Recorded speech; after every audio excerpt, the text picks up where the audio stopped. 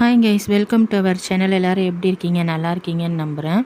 இன்றைக்கி நம்ம என்ன ரெசிபி பார்க்க போகிறோம் அப்படின்னா, இன்ஸ்டண்ட்டாக ஈஸியாக நம்ம செய்யக்கூடிய ஒரு சிம்பிளான மீன் குழம்பு ரெசிபி தான் பார்க்க போகிறோம். இது வந்து செய்கிறதுக்கு ரொம்ப ஈஸி, டைமிங்குமே ரொம்ப கம்மியாக தான் எடுத்துக்கும். ஒரு 15 மினிட்ஸ்குள்ளார வந்துட்டு நம்ம இதை வந்து செஞ்சு முடிச்சிடலாம். நம்மளுக்கு இதுக்கு வெங்காயம் மட்டும் வந்து உரித்து வச்சிட்டோம் அப்படின்னா போதும், மற்ற எந்த வேலையுமே இல்லை. டைரெக்டாக நம்ம வந்து குழம்பு வைக்க ஆரம்பிச்சிடலாம்.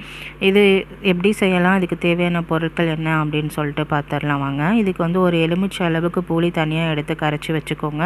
அது தனியாக எக்ஸ்ட்ராக்ட் எடுத்து ஒரு பவுலில் வச்சுட்டு, அதுக்கப்புறம் அது கூடவே 2லேருந்து 3 தக்காளி உங்களுக்கு தேவையான அளவுக்கு எடுத்து அதையும் மசிய நல்லா பிசைஞ்சு விட்டு வச்சுக்கோங்க அந்த புளி தண்ணியிலையே.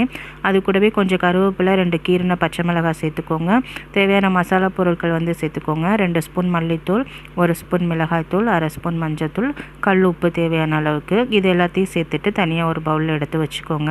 அதுக்கப்புறம் ஒரு மிக்சி ஜார் எடுத்துக்கோங்க. மிக்சி ஜாரில் நம்ம 20லேருந்து 25 சின்ன வெங்காயம் தனியாக உரித்து வச்சுருக்கிறத சேர்த்துட்டு, அது கூடவே 4 பல்லு பூண்டு, கொஞ்சமாக கருவேப்பிலை, இது எல்லாத்தையும் சேர்த்துட்டு மிக்சியில் 1-2 இந்த மாதிரி அரைச்சி எடுத்துக்கோங்க. ரொம்ப பேஸ்ட்டாக அரைச்சிட வேணாம். இந்த மாதிரி 1-2 அரைச்சிட்டு அதை வந்து நம்ம வந்து கரைச்சி வச்சுருக்க புளி தண்ணியில் சேர்த்துக்கலாம். அதுக்கப்புறம் நம்ம தாளிக்கிறதுக்கு கொஞ்சம் கடுகு, ஜீரகம், பெருஞ்சீரகம், கொஞ்சமாக மிளகு, இது எல்லாத்தையும் வந்து கடலெண்ணெய் ஊற்றி வந்து அதில் சேர்த்துக்கோங்க. சேர்த்துட்டு அதை நல்லா பொரியட்டும். பொரிஞ்சதுக்கப்புறமேட்டு ஒரு கொஞ்சமாக சின்ன வெங்காயம் வந்து நான் தனியாக எடுத்து வச்சுருக்கேன் அரைக்காமல், அந்த சின்ன வெங்காயத்தை சேர்த்துக்கலாம். கருவேப்பிலை வந்து நம்ம ஆல்ரெடி சேர்த்துட்டதுனால நான் வந்து இப்போ கருவேப்பிலை எதுவுமே வந்து சேர்க்கலை.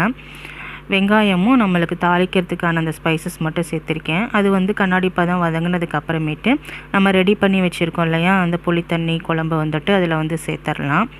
சேர்த்துட்டு நல்லா வந்து ஒரு மிக்ஸ் கொடுத்துக்கோங்க.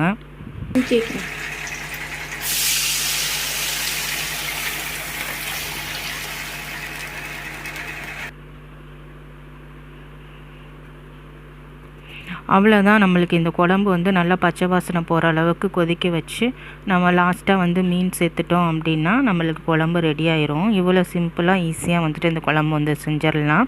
நம்ம போடுற மசாலா பொருட்கள் வந்துட்டு கொஞ்சம் எக்ஸ்ட்ரா எல்லாமே சேர்த்துக்கோங்க. புளி, உப்பு, காரம், இது எல்லாமே நல்லா கொஞ்சம் அதிகமாக இருக்கிற மாதிரி சேர்த்துட்டோம் அப்படின்னா இதோட டேஸ்ட்டு ரொம்ப நல்லாயிருக்கும்.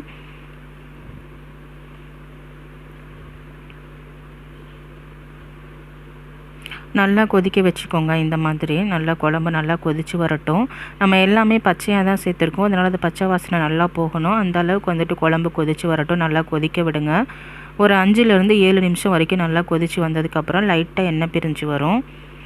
அந்த ஸ்டேஜில் பார்த்திங்க அப்படின்னா நம்ம க்ளீன் பண்ணி வச்சுருக்க ஃபிஷ் வந்து சேர்த்துடலாம். நான் வந்து இன்றைக்கி பாறை மீன் எடுத்து வச்சுருக்கேன், அதுதான் வந்து சேர்க்க போகிறேன். நீங்கள் எந்த மீன் வேணாலும் சேர்த்துக்கலாம்.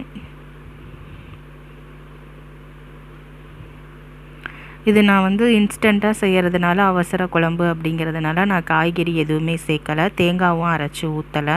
உங்களுக்கு டைம் இருந்துச்சு அப்படின்னா வெங்காயம் வதக்கும் போது நீங்கள் வந்து உங்களுக்கு தேவையான காய்கறியும் சேர்த்து வதக்கி வேக வச்சுக்கலாம். அட் லாஸ்ட் வந்து பார்த்திங்க அப்படின்னா இது கூடவே நீங்கள் தேங்காயும் வந்து அரைச்சி ஊற்றிக்கிட்டிங்க அப்படின்னா நல்லாயிருக்கும். இது வந்து பெரிய மீன் அப்படிங்கிறதுனால நான் மீன் போட்டு நல்லா ஒரு 2 நிமிஷம் வரைக்கும் நல்லா கொதிக்க வச்சுட்டேன். அவ்வளோதான், நம்மளுக்கு குழம்பு வந்து ரெடி ஆகிடும். 2 நிமிஷத்தில் மீன் கொதித்ததும் நம்ம குழம்பை இறக்கி வச்சிடலாம். அவ்வளோதான். இந்த சிம்பிள் அண்ட் ஈஸியான மீன் குழம்பை நீங்களும் செஞ்சு பார்த்துட்டு எப்படி வந்துச்சு அப்படின்னு சொல்லிட்டு என்கிட்ட ஷேர் பண்ணிக்கோங்க. இந்த வீடியோ உங்களுக்கு யூஸ்ஃபுல்லாக இருக்கும்னு நம்புகிறேன். மறக்காமல் நம்ம சேனலை சப்ஸ்கிரைப் பண்ணி வச்சுக்கோங்க. இந்த வீடியோக்கு ஒரு லைக் கொடுங்க. இன்னும் ஒரு யூஸ்ஃபுல்லான வீடியோவில் உங்களை வந்து மீட் பண்ணுறேன். Until take care and bye guys.